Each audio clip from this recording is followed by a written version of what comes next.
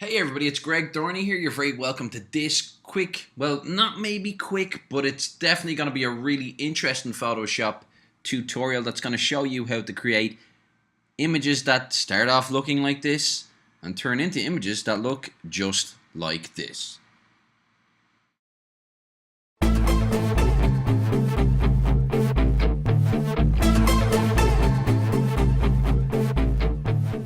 So, how do we go from this to this with our product images?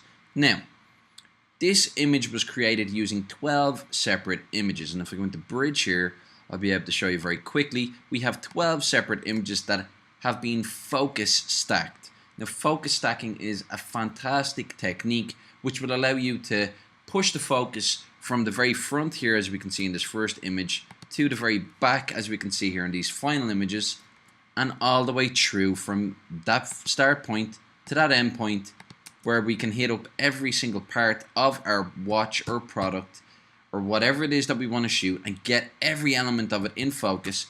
And then what we do is we blend them using a few tools to make an image that looks just like this, from an image that started looking like this. So these images were shot on a Sony A6300 with a 30mm f3.5 macro lens, a really good macro setup, very affordable macro setup for anybody who's looking to do proper quality images. And as you can see here, it will allow you to create really good product images. So how do we go and create a focus stack? Well, a focus stack is created by moving the focus point manually on our lens through our product. So we can see here, this is the first image, and we can see here it's in focus on the strap, the very closest part to our camera. And what we want to do is move our focus wheel towards the longer or infinity side of that focus wheel and move the focus through the entire object that we're shooting, in this case the watch, by just a very small amount each time, because we need to make sure in each picture every single element of it gets covered as we move up through. So this is the first image, second, third, fourth, fifth, sixth, and we can see now at this stage we're halfway through, and we've gone from our focus point being somewhere at the front to being in the center of the image. We're not still quite in the center of the product, but that's no problem. We're halfway through our image. Seventh, eighth, ninth image, and we can see we're gone past the dials here now. We're onto the label, 10th, 11th, 12th. And we've gone all the way through our product and back to the first image. So it's really important that at some stage in all of these images, everything has been in focus.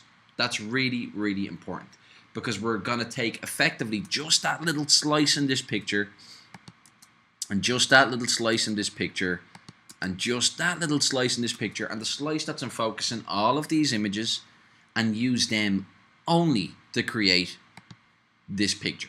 So how do we go about doing that? Well, the first thing we need to do is know how to shoot that. How do we go and shoot this and get the sharpest, nicest product shot that we can? Well, with this lens, I found the sweet spot, the sharpest area is in the center, which is why the watch is placed in the center of our frame. And the sharpest point for me, I felt, was around f7.1, and that was something that I felt after taking and reviewing many images. Now f8 was also fine, but f7.1 worked perfectly for me in this situation. If I had gone with f8, I might have gotten away with only 11 images. I didn't mind using f7.1 and taking 12, and this could take actually 15 or 20 images, or perhaps even 35 images. Some of the other pictures I've taken of watches have been upwards of 30 images in the focus stack to make sure everything was pristinely in detail. So we need to make sure that we're using the lens and combination that we're happy with on the right F number, and then light our image for that. Now this image here, you can see, has kind of funny bits around it. They're actually pieces of paper and not lights, because what I've done here is, you might be able to see as I focus through, we have some tape hiding here. That was just to prevent the watch, it was starting to drop down just a small bit. I've actually got, it's actually a phone holder that I've used, that I've just I've just tweaked a small bit so I can put things like watches on it and hold them in place when I'm taking my shots, and it works really effectively because it has a small clamp arm on it.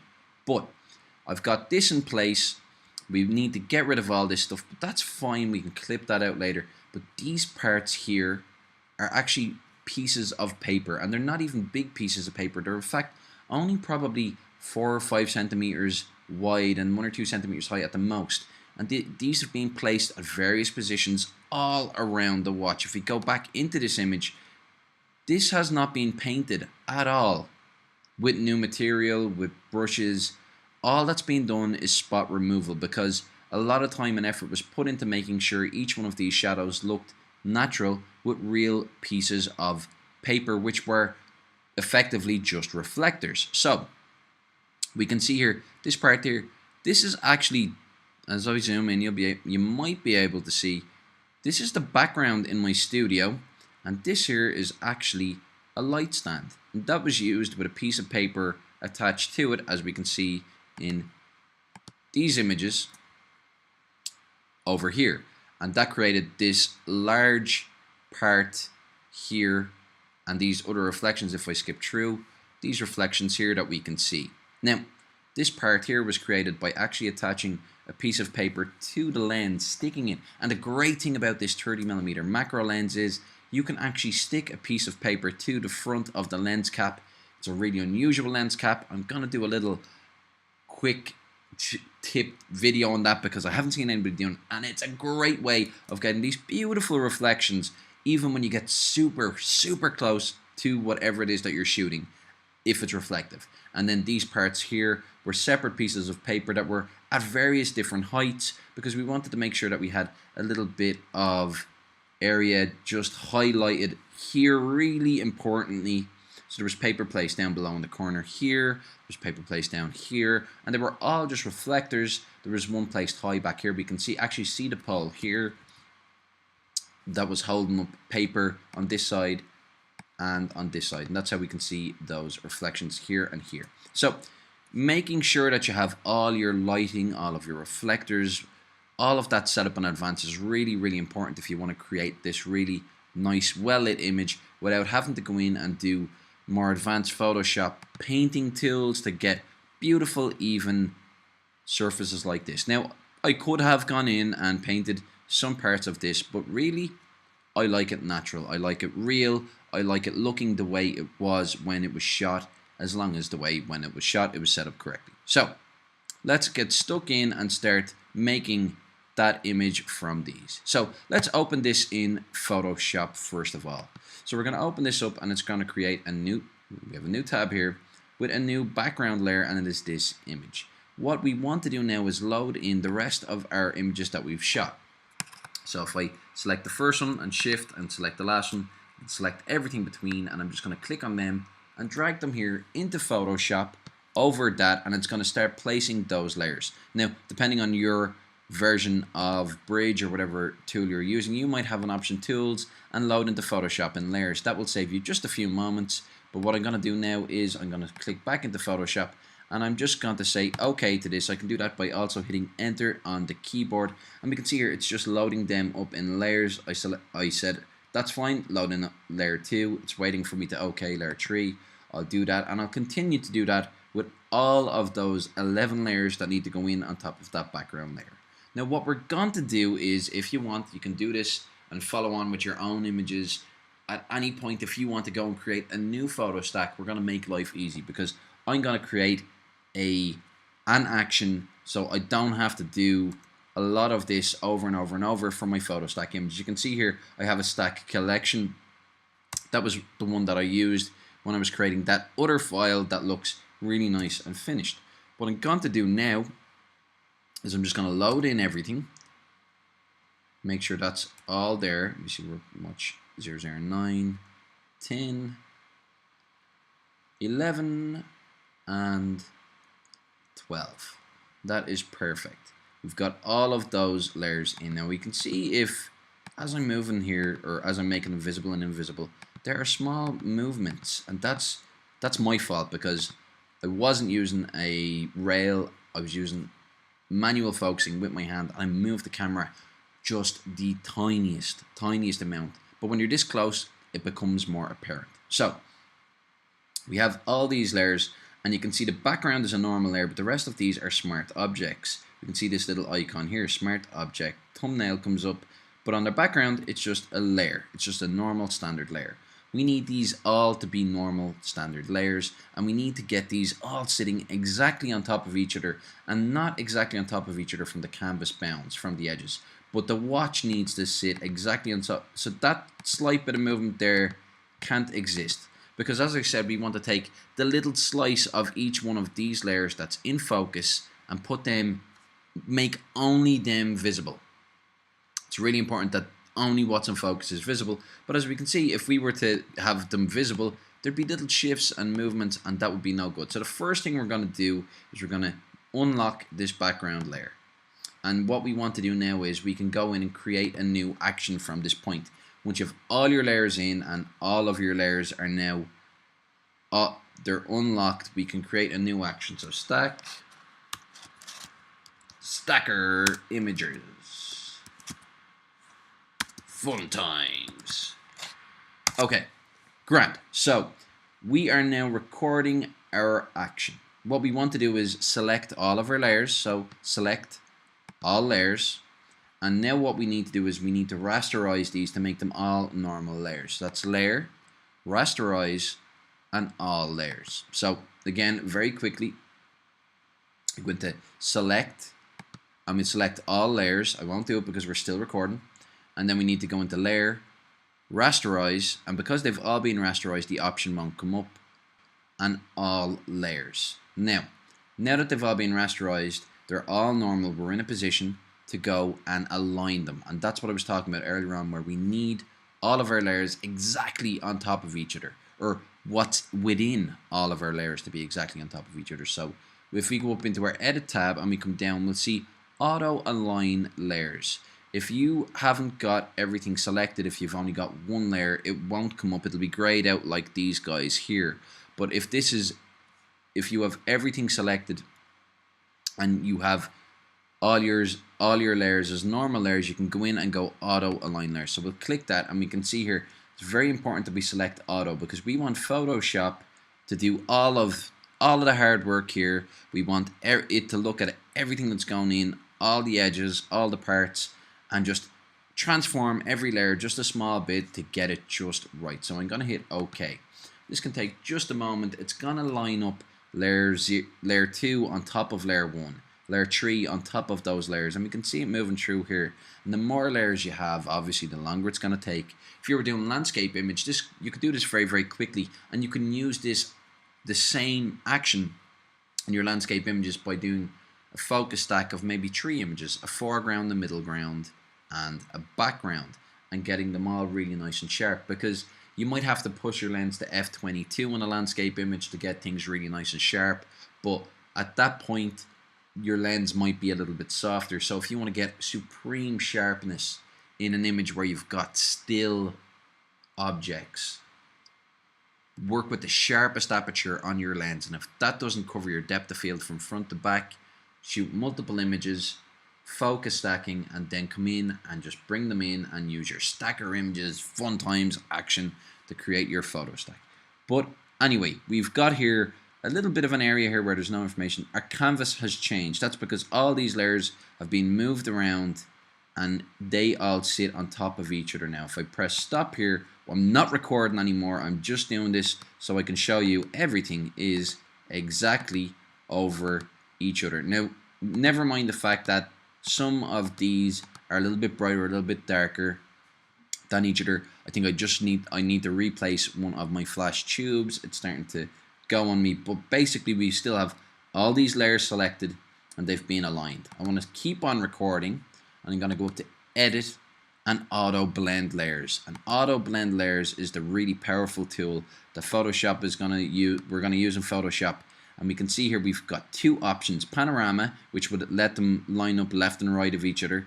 We don't need to use that today, but that is also a great tool. We're going to go into stack images, and we can see here it's making one image from multiple by layering them on top of each other.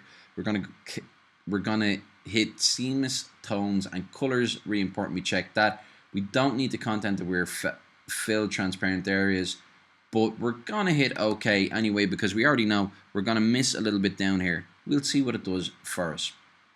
So we're gonna go OK, and it's gonna blend all of those layers in. Now, before it does that, it's gonna have a look at each one of these layers, see what's in focus, and it's gonna create a layer mask around that so that we can only see what's in focus in each layer. So layer 0 we know is gonna be the closest part to us. Layer 2, it's going to be a little bit further through. Layer 3, layer 4, layer 5, 6, so on and so forth until it sees only the little bit that's in focus in all these layers. But it's going to show us with those layer masks an image that has only the parts in focus visible. So from that then we'll be able to decide whether or not we've shot everything in focus, if everything is okay and we're happy to go with it. Now, the reason I set this up as an action is because when I'm doing product shots, sometimes you might find that it might make a little bit of a mistake. I'm sure we'll have 1 or 2 areas in this that we're going to need to fix afterwards, but because I've already shot this, I know that they're there. But I do this on site as I'm shooting my products so that I know I have the best stack that I can, and I've got every single part in focus. So I set up an action so that as I'm doing something else in the studio, I can just click a button, run this, and let this happen while I'm either grabbing a coffee or sending an email or checking something else out, or so that, and I don't touch anything in my lighting setup because I want to make sure that I've got everything still as it was so I can go and redo this if needs be.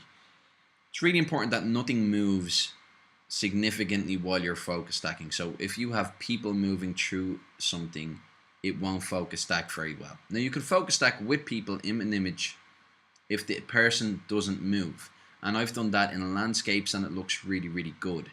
And we can use that panorama stack as well if we want to create a really nice panoramic image. There's a multitude of ways in Photoshop you can create panoramics, but it's really important that what's in your scene isn't moving when you're doing these photo stacks.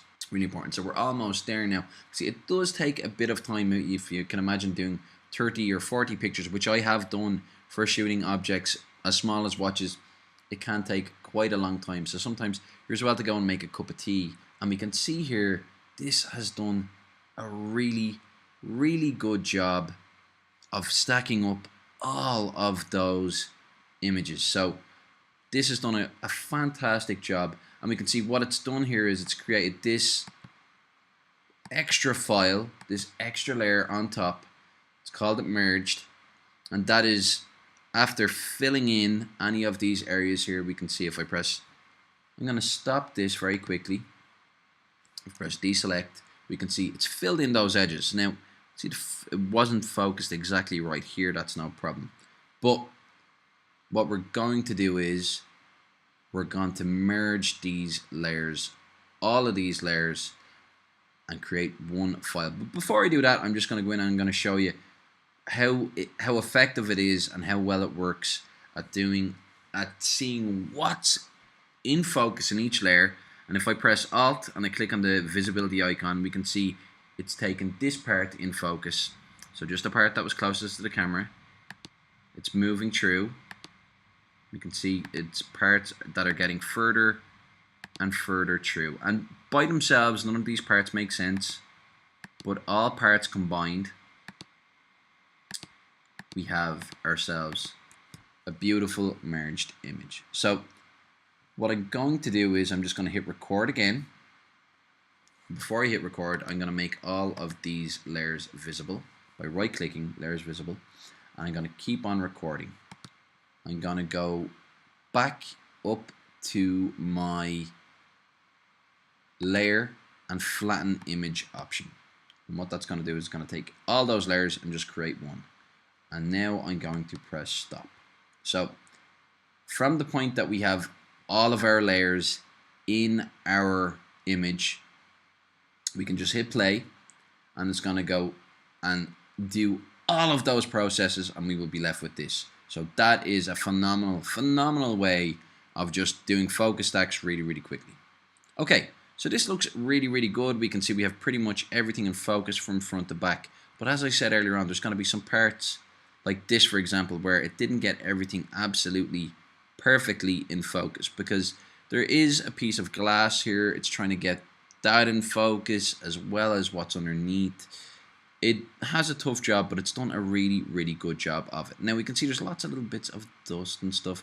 That's no problem. We can remove them really easily by hitting J on our keyboard and going in and using the spot healing brush tool and just making a little bit bigger than those dust particles and moving through and clicking on all of them until they're all gone. Now remember, we don't want to go and paint in parts of this that don't exist. We spent a long time working on all these edges and making sure all of our paint, all of our metal work looks really nice.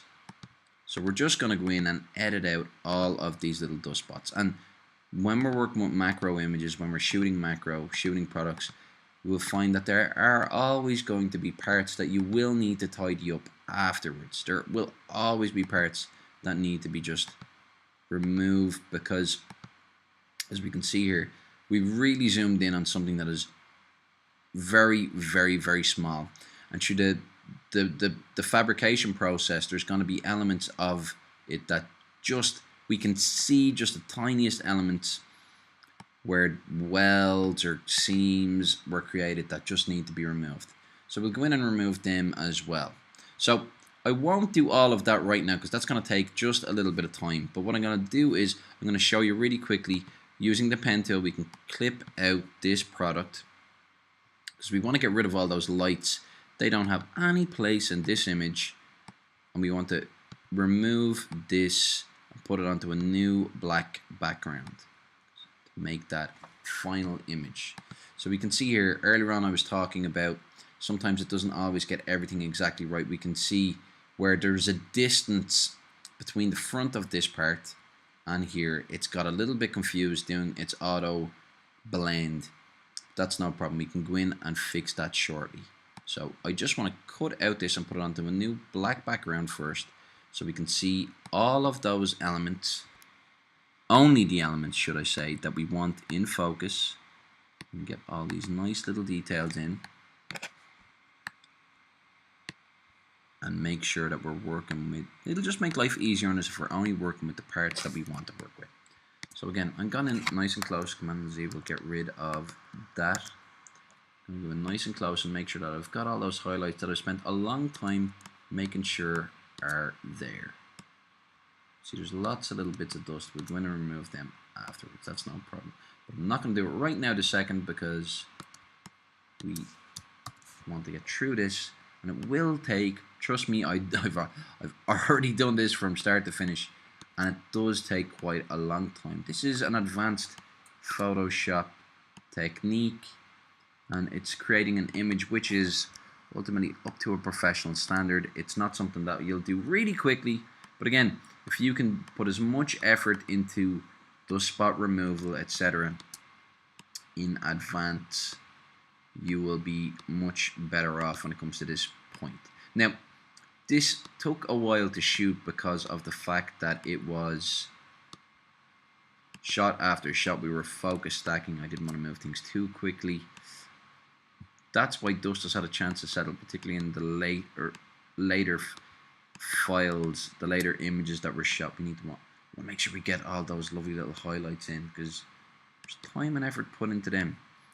But anyway, we want to make sure that we don't move the camera too much, because auto align will work to a certain degree, but we'll get to a certain point and it won't align things right, because, or it may align them as good as possible and the blend function won't work. So we need to be careful, and I'll just go back over here, Command and Enter, Control and Enter to make that selection. We zoom out, Command or Control and J, make a new layer from that. I'm just going to make this layer black, and we can see now that's already looking much more like what we've got here. So it's already looking really good, and we can see there hasn't been too much done. Now There is a little bit of blue. It's a little bit cool on the watch face. The glass of the watch itself seems to have caused a little bit of coolness from the studio compared to the studio lights. So what I'm going to do is on our top layer, it's Command and U, and I'm going to actually remove some of the blue tones by clicking blues and reducing the saturation. I'm going to reduce the saturation all the way down because there is no blue tones in this watch. So we can see, click OK. I'll preview first, make sure you can see the difference. That looks really, really good. So OK, and we can see it's now looking a little bit more like what we have here. So a couple more things that I want to do. I want to select the watch face really quickly and make a second layer. I want to copy this layer. I'm just going to feather it a small amount. Actually, a large amount. We'll go Shift and F6, or if you go into Select, Modify, and Feather, Shift and F6. I'll go with 100 pixels because I want to make this a nice large layer. Command or Control and J. If I turn off the visibility here, we can see what we've got. We have the whole watch face. So I want to make this just a little bit more punchy. I'm going to go Command, Shift, and A is going to open up Bridge for me. It's going to open up, apologies, Adobe Camera Raw. And I want to add some more clarity, and I want to make this a little bit more punchy. So we can see now that looks really, really nice. If I toggle my before and after here, that looks really nice and punchy. I'm going to increase my highlights just a small amount, and I'm going to make my blacks just a tiny bit darker. Go before and after. That is much, much punchier than what we had just a moment ago. Now, it's no problem if you want to go too far. We can see in this image here, we haven't gone quite that far. But what I can do is I can reduce the opacity down and get something that looks really nice. So I'm going to go for somewhere around 50 to 60%, I think is good. So yeah, I like that. That looks really good. Now, if I click and unclick, make it visible and invisible, we want to make sure, just toggle it and make sure we're happy with that. That looks really good because we can still see a small amount of shine here, but we've got really nice clarity through the rest of it. So I'm going to Command and E or Control and E is going to just merge that layer down. So that's perfect. You don't have to merge the layer down just yet, but I want to just to make sure that I have exactly what I'm looking for moving through. Okay, so I'm going to hit J. I'm going to go in and show you just how quickly we can clean up some of these dust spots. Now, as I said, I was shooting this, and as I was shooting it somewhat slowly, dust was landing on it. And that then I didn't want to remove because I was afraid I'd move the watch itself. If you have a clean room, you're laughing. If you have anti-static brushes, you might be able to just run them over it nice and gently. All my anti-static brushes are gone at the moment, so I need to go and get some more. But no problem, we can go and we can remove any of these little dust spots here in our image with the spot healing brush tool. We can see there now that's having a good effect. Don't keep moving around and going from place to place, otherwise you won't see the effect really happening. You're as well to just keep on working with what's on your screen, especially if you've got lots of bits like what we've got here. Keep working away with them, get everything gone, and then move on. So I'm not going to keep moving through that, but you can see how effective it is, and again, we can use that on the rest of our image here. Tiny little thread. We've got all these little dots that we can remove, just specks of dust, and when they're gone, we won't need to paint in new material. And I find painting material onto images, it makes them look like a rendering, and I just don't enjoy the look of it as much as I do a real photograph. So we can see there now, as we start it, it takes a little bit of time, but it makes a huge difference, and it creates this really nice image. So a little bit at a time, we'll get rid of those. It takes time, but it's worth doing. Clean up all your surfaces, and once you've got all your surfaces clean, then you can go in and make some other little adjustments that are going to make a huge difference. So we can see we've shot through glass, and because we shot through glass at an angle, this part here is just a little bit flat. It's not as sharp, or not sharp, but it doesn't have the clarity that we might necessarily want. And we've done an overall clarity and we're happy on the watch face. But to just make these shadows just a little bit darker, we can hit our O or go to our burn tool. We want to work on the shadows because we only want to make the shadows dark, and exposure of maybe 5, 6, 7%, nice and low. Make our brush small, and what we want to do is just paint in over these shadow areas. And because we've reduced down our colors on this, our blue tones, we won't get those blue shadow tones coming out, so that's not too bad. If we hadn't done that, we might need to just double check and make sure that we're not pulling out too much color when we're doing this. I'll make it a little bit bigger because I'm going to get this just the part where the watch hands go down through the face into the mechanism. Now I'm going to zoom out just a little bit, and I want to make sure that I'm doing this, getting this exactly the way I want. I'm going to go around, and we're just going to increase the curvature here. So we can see some of our red and yellow tones are after coming out here while I'm doing this, and that's no problem. We can kind of clear them up a little bit now, but what should be kind of nice and dark and in shadow is what's being put into shadow here through this process. And I don't want to go overboard. It's really important to keep on going in and out, but we can see if I go back here, pre-burn tool, back down to this position here, we can see that looks so much better. I'm going to use it here as well, and just a tiny bit on the screw here.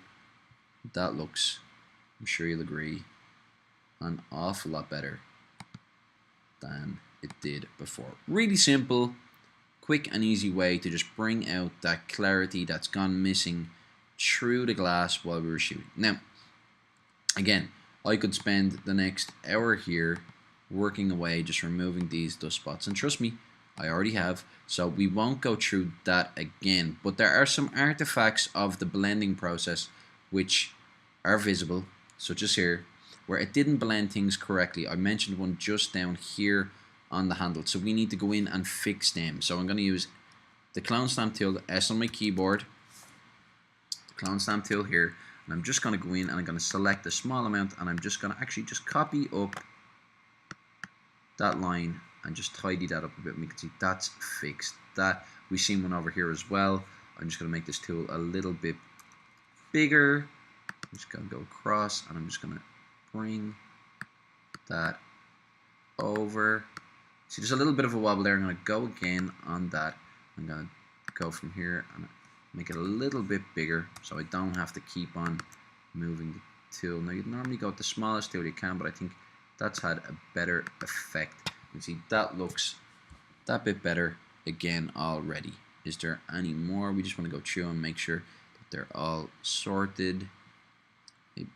Now, be careful that you don't remove highlights as well, because what that's actually done over here is probably picked up a part of the reflection that was in focus, but it doesn't look right, so it's gone. But sometimes you'll have parts that just have elements where there's a highlight, and it's actually a highlight from one of these parts here. Now we can see here, we're going to have some distortion along the edges where the glass is, and that's fine. There are some artifacts here again that just aren't perfect. It's gone a little bit soft here, and I want to just make that a little bit sharper because I think it could look just that little bit nicer. Now, rather than going with the same tool, going along and creating an edge all the way around, because you won't be able to do that, what we can do is, and I'm actually just going to use this, I'm going to hit Y, and I'm going to go back pre that clone stamp. I'm going to hit Y. It's a much bigger tool than I need at the moment. I'm going to reduce that right down, and I'm going to bring that in. We can see the edge just still isn't nice. Now I could always clone stamp S, Alt to select my source and bring that across, and that we could call that job done, and that actually looks really good. But sometimes it's not an option. Sometimes you might just, the curvature might just go away from you just a little bit, and you want to get something exactly right. So another quick and easy option to do is, that's probably a bit big. We'll go in here, select this, and if I release here, it's created a nice straight edge here. I'll go Command or Control and J on my keyboard, and I'm going to use V to move this tool, or move this layer. I'm going to bring it right to here, roughly over where I want it to go. Command and T to free transform. And if I drag this little point over to the edge, that's where it's going to rotate around from. So we can see here now, it's starting to kind of just sit over it and rotate around and cover that same position. Now I'm going to reduce the opacity down and make sure I'm putting it in the right place. It needs to be exactly over where I'm covering up. And we can see there now, it's not right at the corner here now, but because it's right here, I can drag that over and rotate it round. Press Command, and it actually looks pretty good there. I'm going to erase a tiny bit that's way too big. I'm going to erase a tiny bit and just get that nice, and see there, that is a lot sharper. So 2 different ways there that we can just fix those edges, make them look really nice and sharp. So there are a couple of other areas here that we could do around some of the numbers. This here I wouldn't worry too much about. That's an artifact of the actual curvature of the glass and from the refractivity of it, but I think, as you can see, we're pretty much there. It looks really good. With some more spot removal, I think we'll go very quickly from, you know, where we started to here. So what I might do is very quickly just move through, do that spot removal so you don't have to sit there and endure it all. I think, yeah, and I'm pretty sure at that stage then we'll be almost done. So anyway, we can see there, this is going to take quite some time just to remove all these tiny dust spots.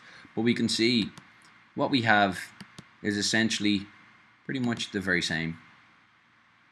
And we've created that from that initial first image, which was just so different compared to what we have now. So they are pretty much all of the tools that you need to create this image from this. Now, I know it's a little bit longer, I know it's more in depth, there's a number of tools, but the great thing about this now is because we set up this Stacker Images Fun Times action, because we've got our action regardless of what you called it, it's going to allow you to just drag in images in onto your Photoshop and just create your image stack that you can work away from there. Now, obviously, if it was a landscape, scrap all these last parts. You don't need to even worry about the blends generally. You don't need to worry about things like your dust spot removal, all that kind of thing. It's just going to create this beautiful, nice, sharp image front to back for you.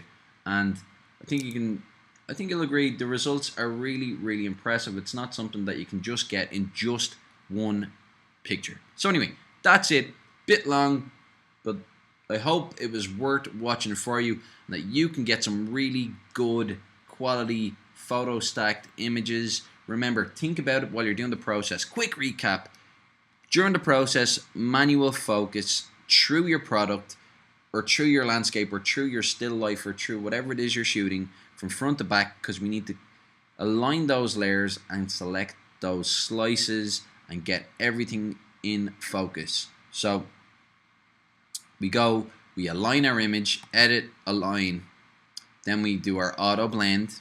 We want both of those options on auto for our auto align and on photo stack for our auto blend. And then we want to merge all those layers. You want to go into layer and flatten image. And then we'll get this beautiful image that is nice and crisp front to back. If landscapes are what you're doing, that's all you need to do. If you're doing products, you need to go and do those extra few steps. But we can see here, it doesn't take that long to create something really beautiful. So anyway, that's it. That's everything for today. Thanks very much. I'm going to do a quick tip on that lens cover thing that I was talking about for this 30mm macro lens. That Sony lens is a great lens. If you shoot Sony, it's fantastic. But if you don't shoot Sony, it's no problem. You can do this with any of your macro lenses on your cameras. You can do this with focusing tubes and macro extension tubes. It's a really good way. This is a really good way of working with macro extension tubes, which really do give you a small depth of field. You're probably gonna have to do this if you want much in focus at all. So again, that's everything. Thanks very much for tuning in. Let me know what you think in the comments, and feel free to check out some of my other videos if you haven't subscribed. Hit that button. I'm going to be producing more videos, more like this, some quick ones, some longer ones. There's going to be a variety of stuff. And hopefully they're going to help you with your photography, your Photoshop, creating beautiful images. So again, thanks very much for turning up and tuning in. Take care. All the best. Bye-bye.